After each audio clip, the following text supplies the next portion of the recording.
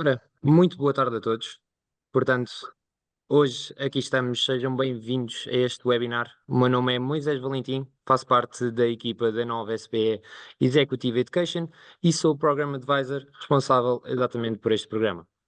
Neste webinar, vamos abordar o tema do Revenue Growth Management, um dos vários tópicos abordados no curso Sales Strategy and Business Development. É um tema fundamental para qualquer gestor que pretenda alinhar a sua estratégia de crescimento de receita com as exigências do mercado atual. Pelo que é essencial que quem trabalha em vendas aprofunde o seu conhecimento nesta área, de forma a poder aplicar esta aprendizagem em estratégias de preços omnicanal, políticas comerciais e gestão de promoções. Ao longo deste webinar, vamos apresentar a agenda do programa, bem como explicar e demonstrar a relevância do Revenue Growth Management, de forma a que os participantes optimizem a criação de valor tanto para a empresa como para os seus clientes e consumidores também. Deixem-me que vos apresente os nossos convidados e começar pelo nosso professor Jorge Velosa. Completou um MBA pela Universidade Nova de Lisboa e é professor auxiliar convidado na nova SBE. Atua como consultor independente em marketing, foi presidente da Sara Lee Households and Body Care Itália e ocupou cargos de chefia em várias empresas de bens de consumo, incluindo diretor-geral na Vileda Ibérica Portugal e Enkel Ibérica Portugal. Tem vasta experiência nas áreas de marketing e vendas. Apresentar-vos também o professor Gonçalo Bernardes, completou um MBA da Lisbon MBA, católica e nova, é membro da Comissão Executiva da Unilever FIMA desde 2014 e da Gal Worldwide desde 2020, com responsabilidade pelas vendas em Portugal.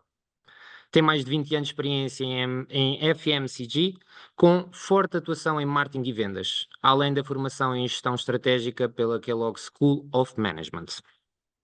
Apresentar-vos também o professor Pedro Duarte, licenciado em Gestão pela Nova SBE e pós-graduado em Gestão de Unidades de Saúde pelo INDEC. É Associate Director de Pricing and Revenue Growth Management para a Europa na Pérrigo, com responsabilidade por 27 países. Com 18 anos de experiência, começou na Sonai, aí passou por cargos de liderança na Unilever FIMA. Tem formação em negociação e Data and Analytics e interesse em liderança, sustentabilidade e diversidade e inclusão. Deixo-vos agora com os nossos convidados. Muito boa tarde, professor. Boa tarde, bem-vindos ao webinar. Eu estou aqui para, nos primeiros minutos, fazer uma descrição geral do programa. Eu sou o coordenador científico do programa. Vocês estão a ver um webinar que se dirige a potenciais participantes da nossa sexta edição. Sexta edição significa alguma coisa de interessante e, neste caso, vamos incluir um novo módulo, que é o módulo de Revenue Growth Management. Isto é é um tema muito atual, mas quem vai falar disso são aqui o Gonçalo Bernardes e o Pedro Duarte. Ora bem, para fazermos um sobrevoo rápido sobre o programa, nós neste programa tentamos juntar um conjunto de peças para entregar uma oferta única. Isto é, o que nós queremos fazer é entregar uma visão atualizada sobre estratégias de vendas com impacto. Aqui o que é que nós vamos fazer? Eu tenho um módulo que se denomina Estratégia de Vendas, em que revisitamos as estratégias de vendas e basicamente olhamos para coisas como nós hoje temos clientes que compram em muitos canais, portanto nós temos de saber vender em muitos canais. Por outro lado, o talento que nós precisamos na equipa de vendas mudou muito, isto é, nós precisamos de talentos diferentes e de adaptar as competências das equipas que temos antes. Uma das coisas que vamos falar no curso são, por exemplo, os inside sales, que antes eram uma realidade de segunda categoria e passaram a ser uma realidade muito importante das equipas comerciais. Eu vou seguir a ordem dos nossos módulos e nós de seguida vamos ter um módulo de negociação. O professor Luís Almeida Costa, professor da Nova, é uma autoridade em negociação e, portanto, este aspecto importante nas relações comerciais e na relação com os parceiros de negócio, por exemplo, com retalhistas, é fundamental. Ele vai discutir a abordagem da negociação e a abordagem especificamente de preços e de pacotes negociais. Ora bem, Eu depois continuarei com um bloco de tendências em retalho e proposta de valor. Isto é, nós primeiro falamos da estratégia de vendas e depois avançamos no canal e vamos para o nosso colaborador, o retalhista, o parceiro que nos ajuda a chegar ao cliente final. Ora bem, vamos ver o retalho e as suas novas tendências. Nós olhamos para isto, usamos um exemplo fantástico de personalização com inteligência artificial. Em que sentido? Neste caso, é um exemplo de uma empresa que oferece produtos, roupa e muitas marcas de roupa feminina e que prometeu a consumidores 1 milhão de ofertas diferentes personalizadas a 1 milhão de consumidoras diferentes. Nós depois falaremos disso durante a sessão. Pensemos que mesmo em zonas, em áreas de retalho mais convencionais, como os retalhistas alimentares, hoje eles podem usar a inteligência artificial para saber da lista de compras que alguém está a fazer numa determinada cadeia, num determinado ponto de venda, para quem é que está a comprar lá em casa. Isto é, pode imaginar pelo pacote de compras o que é que se está a passar no lar desta pessoa que está a fazer a compra, mas está a escolher bens para outras pessoas. Ora bem, nós também no curso cobrimos, e vão ser aqui o Gonçalo e o Pedro que vão cobrir esse módulo, cobrimos Key Account Management, cobrimos este tema do Key Account Management. É muito relevante porque de facto, em muitas companhias, poucos clientes podem representar uma parte significativa da nossa faturação. E, portanto, para nós podermos escolher como é que vamos crescer e como é que gerimos a nossa rentabilidade e como é que podemos ter parceiros para crescer estrategicamente, é muito importante saber fazer um Key Account Plan, que é disso que nós vamos tratar aqui no curso e como é que nós podemos construir e que conceitos podemos utilizar para construir este Key Account Plan. Depois, e chega agora ao módulo Revenue Growth Management, daqui o Gonçalo e o Pedro vão falar. Aqui a ideia é capacitar a gestão para maximizar a receita e a rentabilidade. Não é só vender mais, é vender de forma mais rentável. Isto é, isto vem de uma expressão que eu gosto muito, é melhor, é muito melhor se pensar numa estrutura mental em que não é só vender mais, mas é ter mais rentabilidade. Ou seja, não é bigger is better, mas sim richer is better. É uma nuance um bocadinho importante para a defesa do nosso negócio. Se quiserem, estes conceitos de revenue management são utilizados noutras indústrias, como imaginam, na indústria da hospitalidade, na indústria do transporte aéreo, mas o que nós fazemos é trazermos para aqui estes conceitos explicados pelo Gonçalo e pelo Pedro, e o que fazemos durante o curso é que vamos abordar metodologias que permitem tratar este tema, quer em relação a estratégias de preço omnicanal, quer em relação a políticas comerciais, aquilo que nos permite gerir a relação com os nossos parceiros e gerir a nossa conta de resultados e gerir as promoções, de forma a criar valor para a empresa, para os clientes e para os consumidores que estamos a satisfazer, criando valor para todos eles. Portanto, richer is better. Não é? E eu fico por aqui porque agora iria passar a palavra ao Gonçalo e ao Pedro. Muito obrigado e bem-vindos ao webinar. Muito bem, muito obrigado, Sr. Jorge Velosa. Já estão a ver, não já? Já, Pedro está a projetar aqui. Bom, em primeiro lugar, boa tarde a todos, bem-vindos a este webinar. E o objetivo, como já foi referido pelo Jorge, é, sem dúvida, nós explicarmos de alguma forma o que é isto do Revenue Growth Management, deixarmos aqui alguma curiosidade sobre quais são as ferramentas que podemos utilizar para atingirmos o tal richer is better. E, portanto, o objetivo de olharmos para... Podes passar, Pedro, só O objetivo de olharmos para o pricing e para como é que nós gerimos a receita é uma questão que está bastante na moda, dizia há pouco o professor Jorge Velosa. E apesar de estas caricaturas aqui mostram aqui uma realidade, algumas realidades, que é o facto ao longo dos últimos 2, 3 anos, nós tivemos aqui um período inflacionista enorme. E, portanto, isso fez com que o pricing assumisse um papel bastante relevante nas organizações. E, obviamente, há sempre vozes contra estas tendências. Obviamente, há vozes que dizem não, nós podemos não aumentar preço porque isso dá-nos uma vantagem competitiva. Claro que dá uma vantagem competitiva, mas provavelmente também vai afundar o negócio. E, portanto, pode inclusive dar cabo do negócio. E, portanto, existem um conjunto de motivos pelos quais têm que ser feitos aumentos de preços e pelos quais tem que ser gerido o preço, e sendo que, se o conseguimos fazer de forma eficiente, conseguimos trazer muito mais valor para a organização. E podes passar, Pedro, desculpa.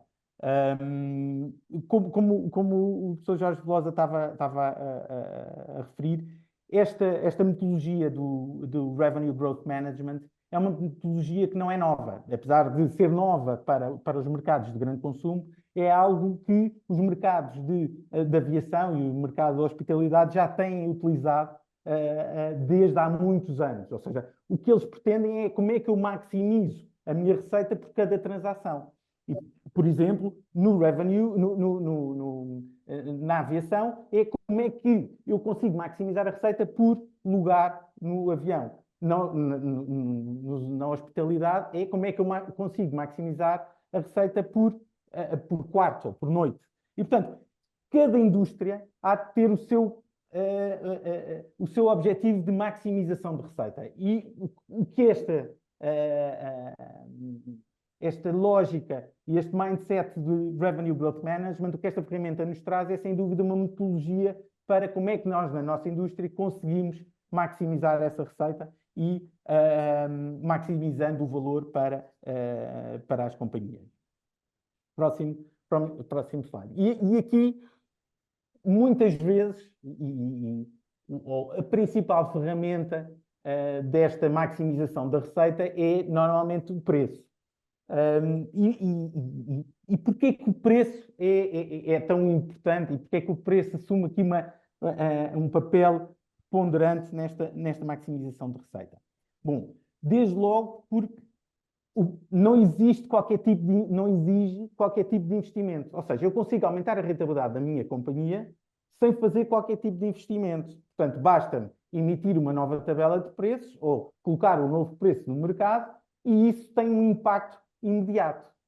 Ao passo que, se eu quiser reduzir custos, eu vou ter que fazer investimentos para que para que exista uma redução de custos. Vou ter que investir algum tempo. E, portanto, desde logo que eu, para conseguir aumentar a receita, aumentando preços, eu consigo, com pouco investimento, eu consigo logo um resultado muito mais rápido. E, portanto, este é, sem dúvida, o segundo motivo, que é eu, para além de não precisar de investimento inicial, eu consigo ter um efeito muito mais rápido, porque, quer dizer, atravessa a cadeia num instante. E o terceiro motivo, que não é óbvio para todos, ou que nem sempre é óbvio, é os benefícios são muito superiores. São superiores. E isso é claramente visível num exercício que nós fizemos aqui, em que comparamos podes passar, Pedro, desculpa. Em que comparamos aqui 4 estratégias diferentes para tentar maximizar o profit. E se olharmos aqui para as 2 primeiras colunas, o que nós temos aqui nós temos um preço, ou seja, na primeira coluna temos uma situação em que nós temos um determinado preço, com um determinado custo variável, com um determinado volume e com custos fixos. Se nós influenciarmos cada uma destas variáveis em 5%, nós vamos ter um impacto diferente em cada uma delas. Se eu aumentar o preço 5%, o que isto significa é que eu, mantendo tudo o resto constante, eu vou passar o meu profit, ou seja, mantendo os meus custos variáveis em 60, as minhas vendas, o meu volume de vendas no 1 milhão e os meus custos fixos em 30 milhões, o que eu consigo é um profit, que o meu profit aumente de 10 para 15 milhões. E, portanto, eu consigo um aumento de 50, com 5% no aumento do meu preço, eu consigo um aumento de 50% na minha receita. Se eu, em vez de alterar o preço, eu for atrás de melhorar os meus custos variáveis em 5%, o ganho que eu consigo ter só é um ganho de 3 milhões, ou seja, só consigo um ganho de 30%, mantendo tudo o resto constante, ou seja, mantendo o mesmo preço, mantendo o mesmo volume e mantendo os mesmos custos fixos. E se eu, em vez de otimizar os meus custos variáveis, disser, não, mas eu vou não aumentar o meu preço para conseguir vender mais. E se eu aumentar as minhas vendas em 5%, o meu profit, mantendo tudo o resto constante, neste caso só aumenta 20%. E por último, se eu melhorar os meus custos fixos em 5%, neste caso eu só consigo uma melhoria do meu profit de 15%. E portanto, claramente, o preço é a melhor forma, é a forma mais eficaz de nós maximizarmos o profit de uma organização. Pedro, desculpa, podes passar? E isto, quer dizer, é verdade quer dizer, é verdade em todas as indústrias. E, portanto, nós já vimos que na indústria da hospitalidade e na indústria da aviação, isso é algo que é feito há muito tempo. Na indústria de bens de grande consumo, é algo que está, neste momento, muito desenvolvido e, portanto, grandes companhias estão, neste momento, com departamentos de pricing exatamente para otimizar isto. Mas, quer dizer, isto aplica-se a todas as indústrias. E temos aqui o exemplo da indústria automóvel, em que, claramente, temos aqui duas visões diferentes de como abordar a questão, o exemplo que eu vos dizia há pouco. Quer dizer, no primeiro caso temos o exemplo da Porsche, em que nós mantemos os preços e isto basicamente, o nosso pricing power vai-nos dar uma determinada margem, enquanto que na General Motors, quer dizer, o foco nos custos fixos fez com que a General Motors tivesse o resultado que todos conhecemos. E o Warren Buffett diz, quer dizer, um dos principais gurus da avaliação de empresas hoje em dia, diz que, sem dúvida, o pricing power é o elemento mais importante quando ele está a avaliar uma empresa. E, portanto, é exatamente aqui que o Growth Revenue Management entra, é como é que nós conseguimos, então, aumentar o nosso pricing power e como é que nós conseguimos retirar mais valor para a organização. Podes só passar, Pedro? Basicamente, há 3 grandes filosofias de pricing, e depois nós no curso desenvolvemos um bocadinho mais sobre esta lógica, mas quer dizer, há 3 grandes filosofias de pricing. A primeira é o cost plus pricing, ou seja, eu tenho um determinado custo, adiciono-lhe um markup e isso determina o meu preço de venda. Portanto, isto basicamente, a única coisa que eu preciso saber é a que custo é que eu produzo e depois juntar-lhe o markup e tenho o preço final que eu vou cobrar. Existe depois uma visão um bocadinho mais evoluída, que é como é que a minha concorrência, como é que eu me vou posicionar relativamente à minha concorrência. E, portanto, para isto basta normalmente olhar para o mercado e dizer, eu quero me posicionar 10% premium versus o líder, ou quero estar a um price index de 80% versus o líder, e, portanto, posiciono-me relativamente a outros players que já existam no mercado. E também aqui a informação que eu preciso é apenas a informação disponível no mercado, que é fácil de obter. E depois existe uma terceira filosofia um bocadinho mais evoluída, que é quanto é que o consumidor está disposto a pagar. E basicamente as companhias que com maior rentabilidade utilizam esta filosofia. Uma filosofia de pá, quanto é que o consumidor, quanto é que o meu cliente está disposto a pagar e, portanto, eu posiciono, não, obviamente, tem que ser superior aos custos e competitivo com a concorrência, mas se o consumidor está disposto a pagar mais, então eu vou retirar esse valor todo para o meu lado. E, portanto, aqui é um bocadinho, existem, para além destas três, existem várias filosofias de pricing, eu diria que estas são as três principais, e no curso nós exploramos um bocadinho a terceira. E pronto, basicamente passo a palavra ao Pedro para vos dar alguns exemplos de indústrias e de como é que o pricing é feito em algumas das indústrias. Obrigado, Gonçalo, e boa tarde a todos. É um prazer estar aqui convosco e poder falar desta temática que nos entusiasma e que efetivamente entrega resultados, quer a nível do top line, quer a nível do bottom line das empresas. E, na prática, aquilo que vocês podem esperar ver durante este curso são quer estratégias, quer táticas, assim como frameworks que são definidos em várias indústrias para entregar estes resultados que são pretendidos. Vivemos momentos, como o Gonçalo e o professor Jorge explicaram, de alto crescimento de inflação. Todos nós vivemos momentos nas empresas onde os custos de operação subiram e nós tivemos que nos adaptar a eles, aplicando várias medidas. Medidas elas que passaram por aumentar os preços. É verdade que, ao fim de 2 anos, seguindo esta estratégia, o que acontece é que muitas vezes começamos a sofrer nos volumes vendidos.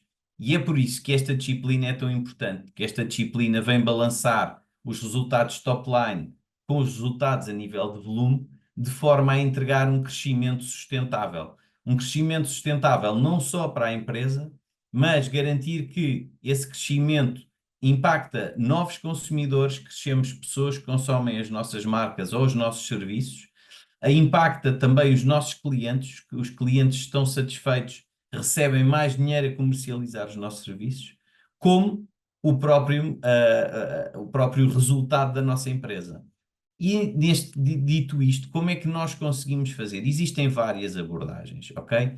E eu começarei por vos explicar uma abordagem que é a abordagem que segue a Coca-Cola, que é uma abordagem por ocasiões, e como podem ver, e vocês provavelmente têm contacto com esta estrutura diariamente, quer sejam ou não consumidores desta bebida, mas nós sabemos que se nos dirigirmos a um bar e pedirmos uma garrafa de Coca-Cola, ela nos vai ser servida numa garrafa de vidro de 33 centilitros, e se nós calcularmos o preço por litro, estamos a pagar em média 12,50 € por litro. Se tivermos uma situação em que nos estamos a deslocar e passamos por um aeroporto ou uma estação de comboios, metro, autocarro, e queremos consumir ou uma lata ou uma garrafa de 500 mililitros que esteja numa máquina de vending, normalmente o preço por litro que encontramos para esta bebida são 6 €.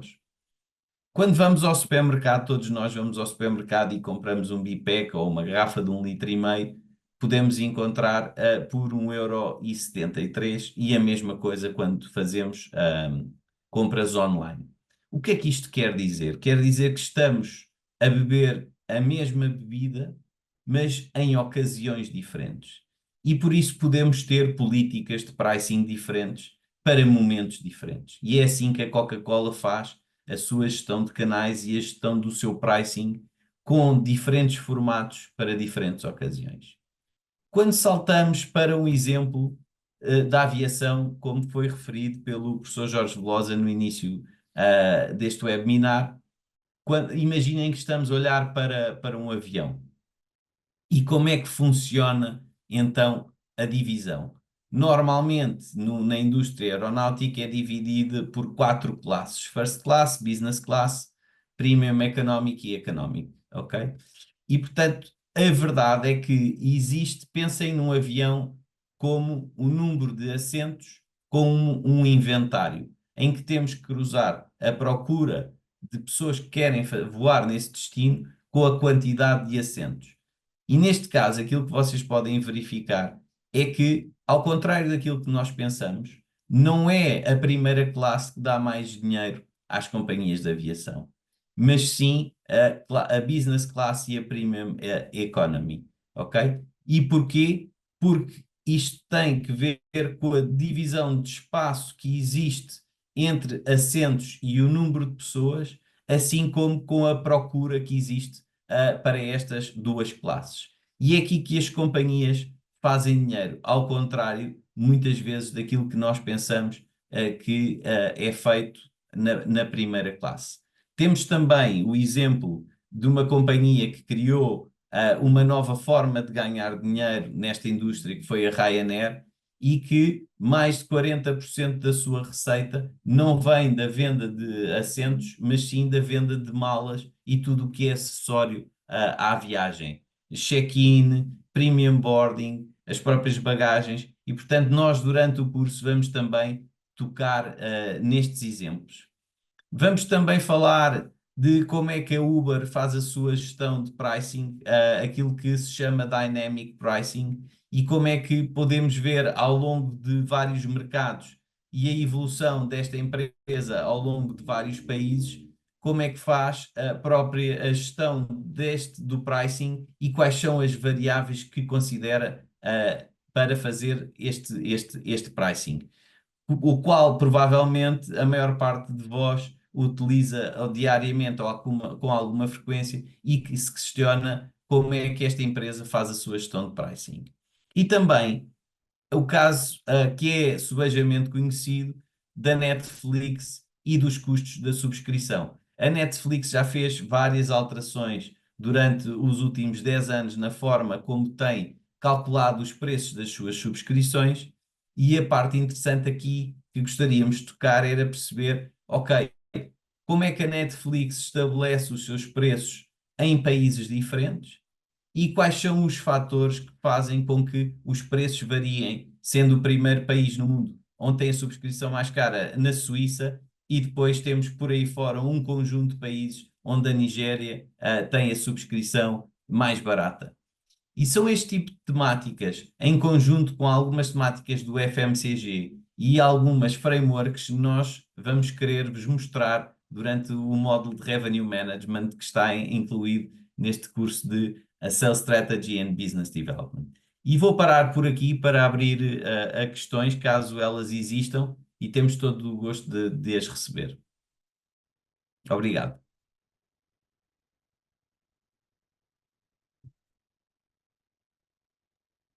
Ora, todos têm aqui a vossa barra para poderem colocar as vossas questões aos professores, seja tanto ao professor Gonçalo e Pedro que tiveram a apresentar, como também ao professor Jorge, aqui responsável também aqui pelo programa. Portanto, ahm, fazer aqui uns segundos a ver se aparecem as primeiras perguntas. Na barra aqui em baixo podem encontrar o Q&A e podem perfeitamente colocar as vossas questões, sejam acerca do tema abordado, tanto aqui pelo professor Gonçalo, tanto como pelo professor Pedro, como também outras questões acerca do programa, que o professor Jorge também terá aqui todo o prazer em vos responder.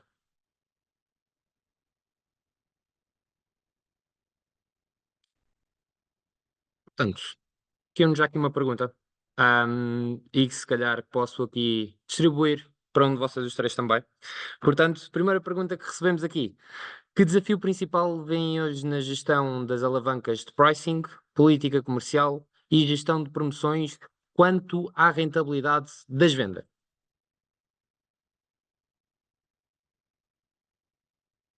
Gonçalo, queres avançar e eu complemento? Sim, pode ser. A pergunta é que desafio é que vemos. Basicamente, existem no modelo de Gross Revenue Management, existem, sobretudo, quer dizer, a forma de olhar para isto, há 5 alavancas. Obviamente, existem desafios em todas as alavancas, existem desafios. Há mercados, dependendo dos mercados, obviamente, os desafios são diferentes, mas quer dizer, há mercados onde implementar uma nova tabela de preços é muito fácil. Há mercados onde isso é difícil de fazer.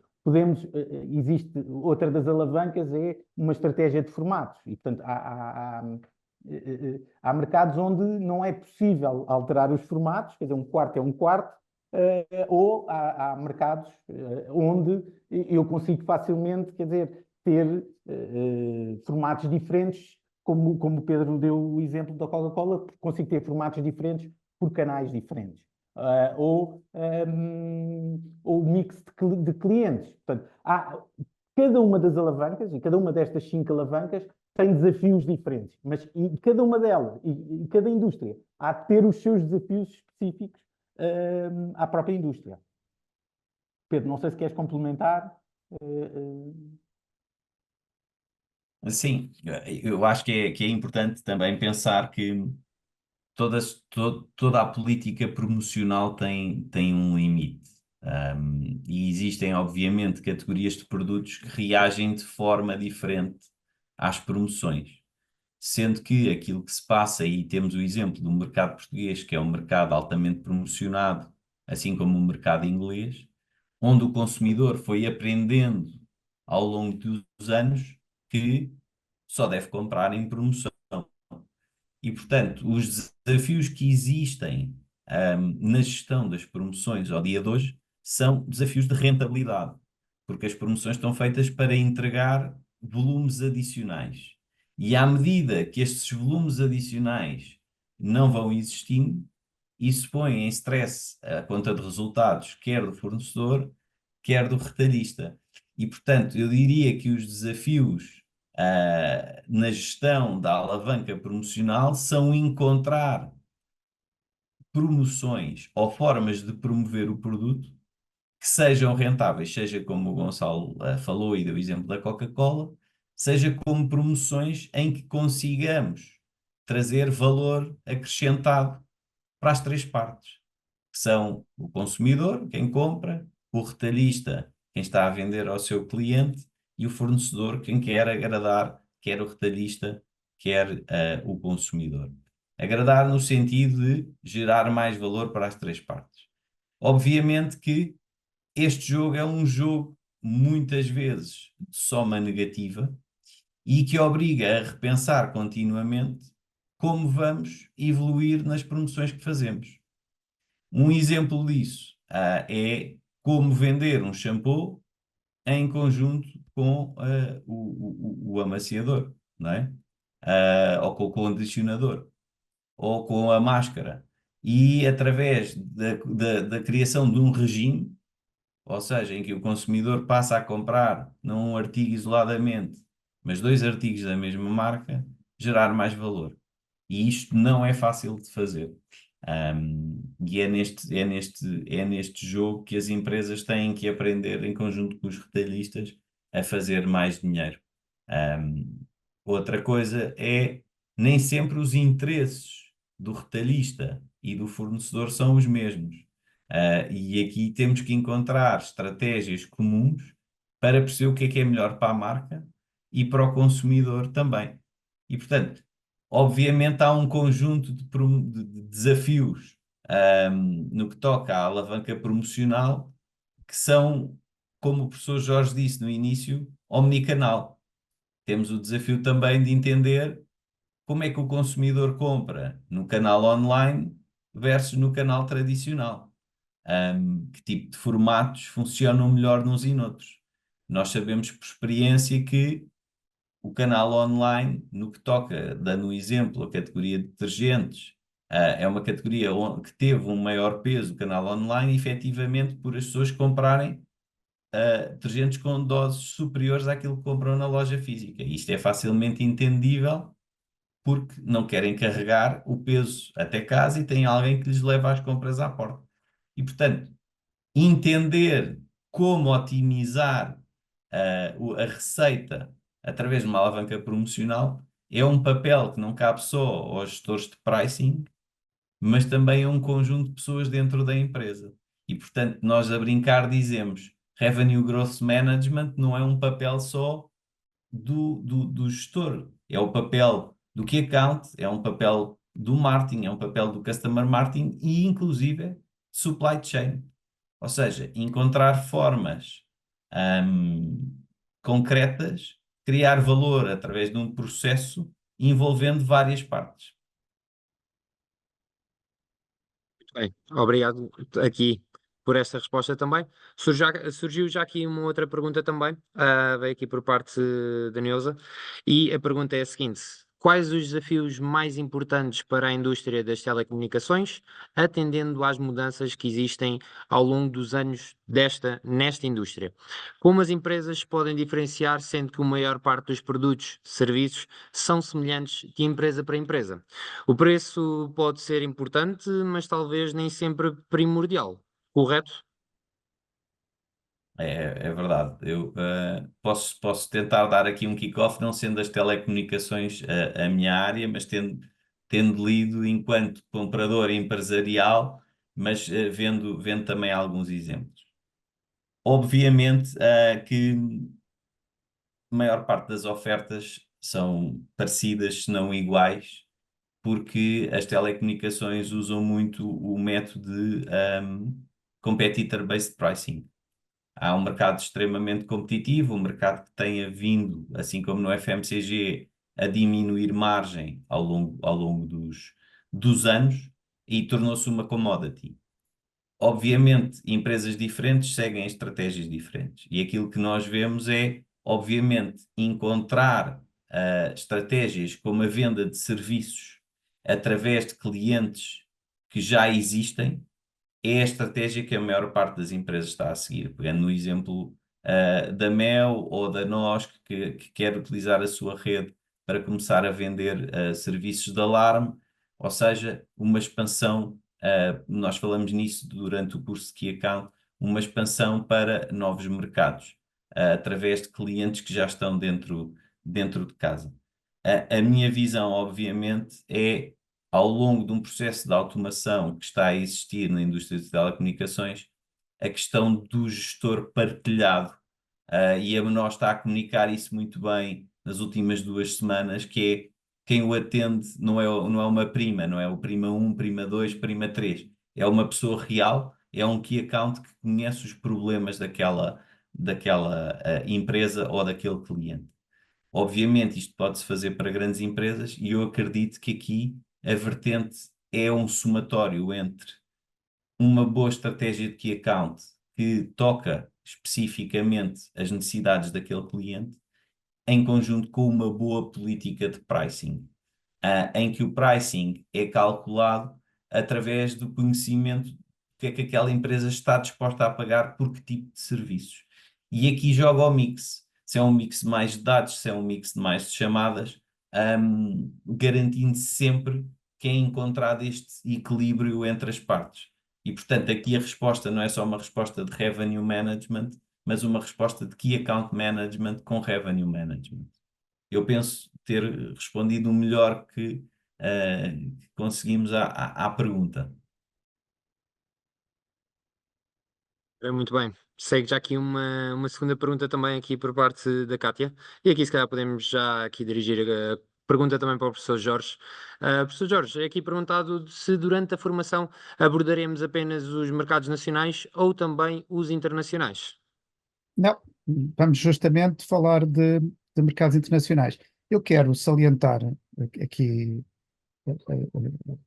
aqui para clarificar, nós não somos dirigidos a nenhuma indústria em particular, cada um de nós trabalhou em indústrias particulares, mas nós vamos falar de conceitos que são horizontais e que se aplicam a muitas indústrias. Eu, no caso do meu módulo, nós começamos logo na primeira manhã com o caso de uma empresa exportadora.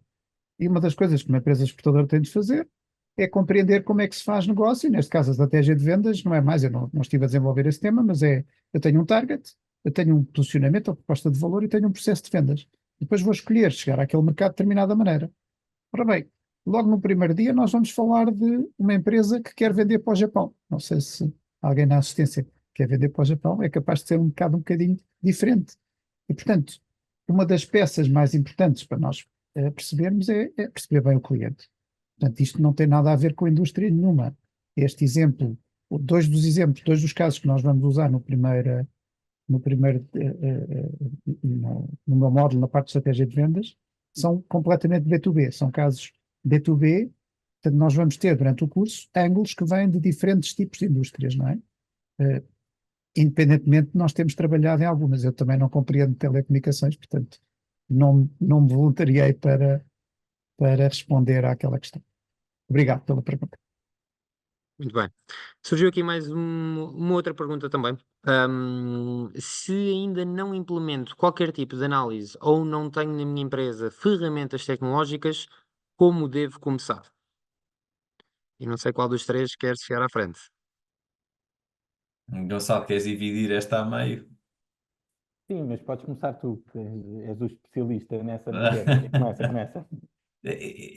Essa é uma pergunta à qual eu fui vivendo em várias empresas. Ou seja, até ser decidido montar uma equipa de Revenue Growth Management ou Pricing Managers, dependendo da indústria e setor onde essa empresa atua, leva algum tempo e, portanto, normalmente o que acontece é que esta função ou é feita pelos key accounts ou é feita por uma área da empresa que se chama Customer Marketing ou Shopper Marketing, em que começa a analisar preços, ou ela está espartilhada, as responsabilidades estão espartilhadas pelo marketing que analisa a forma como se vende e a que preço é que se vende,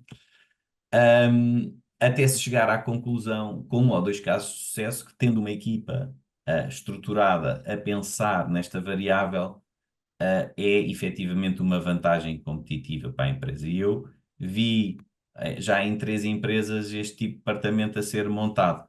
É verdade que ao início sempre com alguma desconfiança, com algum até atrito entre departamentos, que é, ok, então chegou agora esta pessoa nova, o que é que ela vai fazer, quais são as suas responsabilidades, mas a verdade é que num período de curto tempo, 6 a 12 meses, esta pessoa normalmente começa a entregar valor. E começa a entregar valor também, muitas vezes através de ferramentas tradicionais. Nem sempre tem que existir softwares altamente desenvolvidos para que se façam bem as contas. Na maior parte das empresas, eu não diria 100% delas, mas 80% começam com uma folha de Excel, e com pessoas a estruturar análises. E a partir daí a coisa começa a desenvolver-se. É mais lenta, é verdade, mas em muitos casos começa sempre assim. Não começa com investimentos de milhões de euros em software. Não é verdade, Gonçalo? Não, eu acho que só complementando, quer dizer, o Pedro já passou por esta experiência em várias empresas e, portanto, já viveu de viva voz o que está a dizer. Mas eu acho que o mais importante nisto tudo é uma mudança de mindset, ou seja, mais do que os sistemas ou do que os processos, que obviamente o Revenue Growth Management não é mais do que um processo e que obviamente se tiver sistemas, maior o benefício que tiramos daí.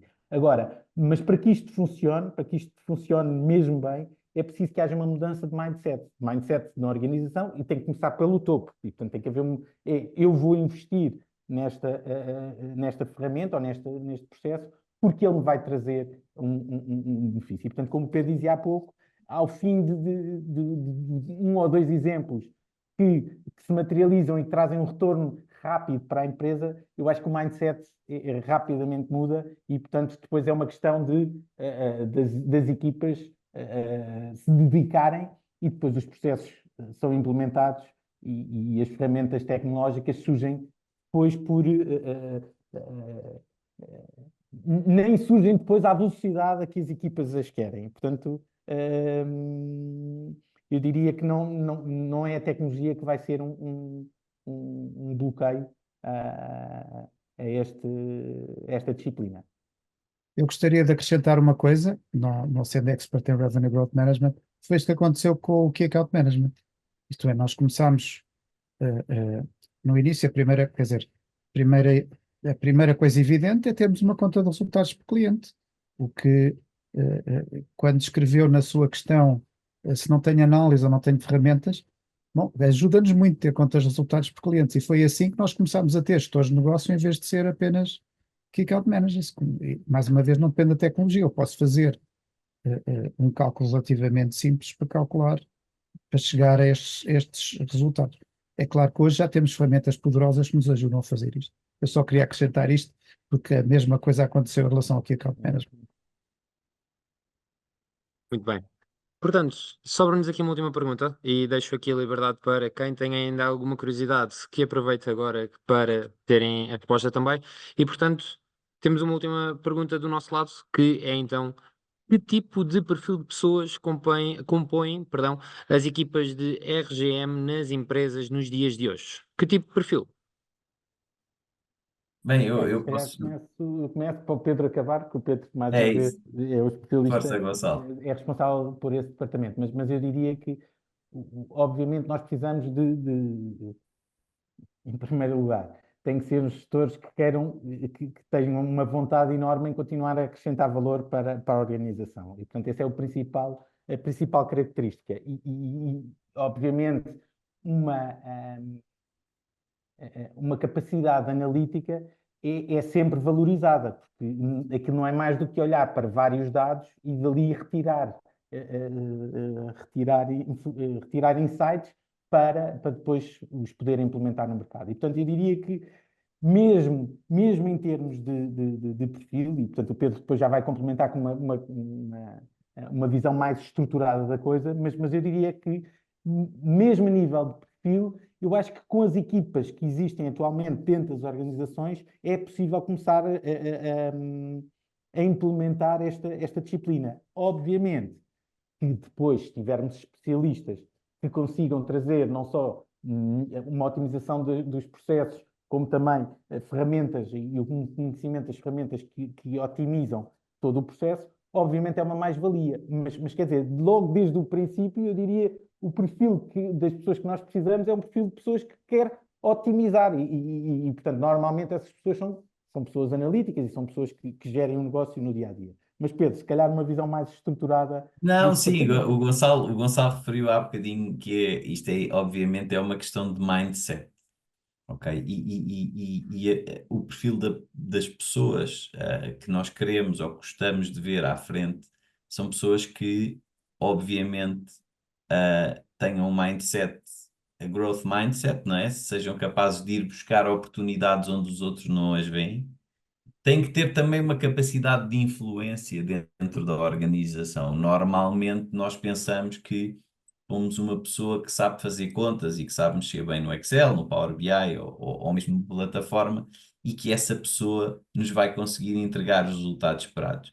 Ela irá parcialmente, mas é importante que essa pessoa tenha uma capacidade muito grande de influenciar outras pessoas. Porque normalmente as pessoas que ele,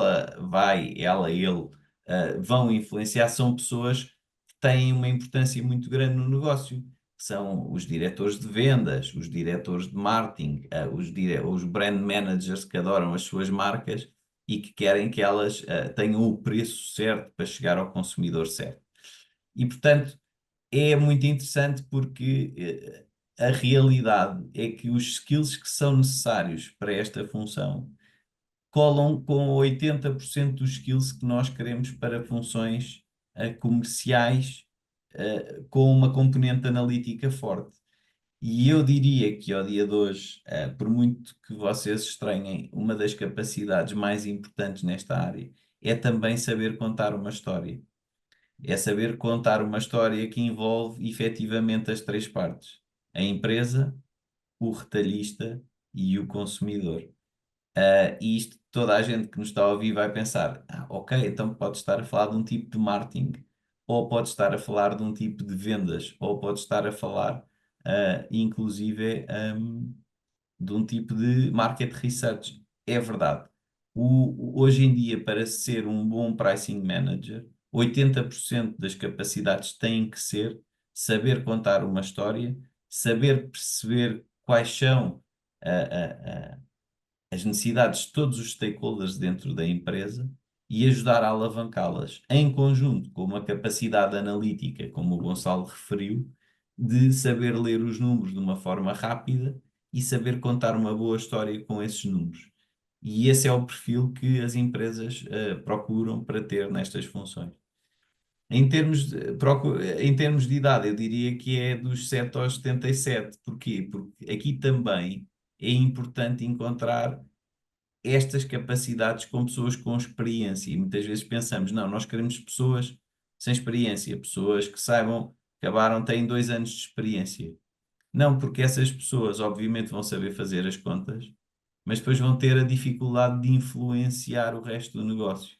E, portanto, aquilo que é importante aqui é ter um conjunto de características que nós podemos formar e procurar, efetivamente, ajudar as pessoas a ganharem uma capacidade de influência que as ajude a ir por os vários departamentos, a querer levar as pessoas com elas para satisfazer clientes, consumidores e a empresa.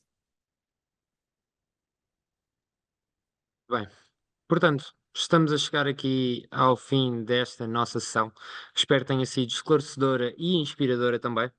As questões que não conseguimos hoje responder serão endereçadas e respondidas por e-mail. E caso existam novas questões, sugiro-vos que enviem um e-mail para moisés.valentim@novasbe.pt. Sejam questões, sejam questões acerca do tema, questões acerca do programa também. Terei todo o prazer em falar convosco. Resta-me agradecer a vossa participação, agradecer também, obviamente, aos nossos convidados e assim me despeço. Uma boa tarde para todos também. Uma